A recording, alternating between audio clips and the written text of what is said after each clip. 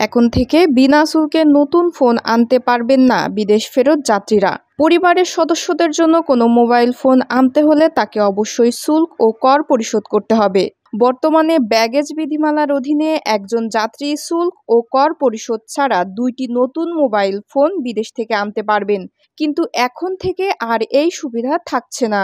বৃহস্পতিবার সংসদে বাজেট উপস্থাপনকালে অর্থমন্ত্রী আবুল হাসান মাহমুদ আলী জানান, ব্যাগেজ বিধিমালা 2023 পরিবর্তন আনছে সরকার, সেই সঙ্গে নতুন নিয়মও চালু করা হচ্ছে। 2024-25 অর্থবছরের প্রস্তাবিত বাজেটে শুল্ক ও কর পরিশোধ ছাড়া এখন কেবল 2টি ব্যবহৃত মোবাইল ফোন আনার সুবিধা রাখার প্রস্তাব করেছেন অর্থমন্ত্রী। তবে প্রযোজ্য শুল্ক ও কর পরিশোধ করে যাত্রীরা নিজের সঙ্গে একটি নতুন মোবাইল ফোন আনতে পারবেন। সুখী, সমৃদ্ধ, উন্নয়ন ও স্মার্ট বাংলাদেশ বিনির্মাণের অঙ্গীকার প্রতিপাদ্যে নতুন বাজেটের আকার 7,97,000 কোটি টাকা। আগামী 30 জুন বাজেট পাশ হওয়ার কথা রয়েছে। 2023-24 অর্থবছরের চেয়ে এবারের বাজেটের আকার বাড়ছে 4.6%।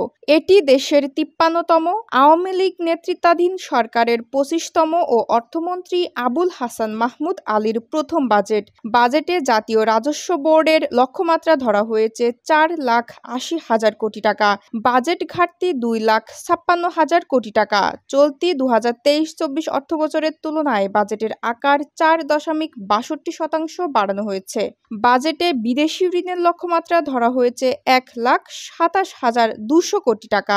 ব্যাংক থেকে ঋণের লক্ষ্যমাত্রা 1,37,500 কোটি টাকা।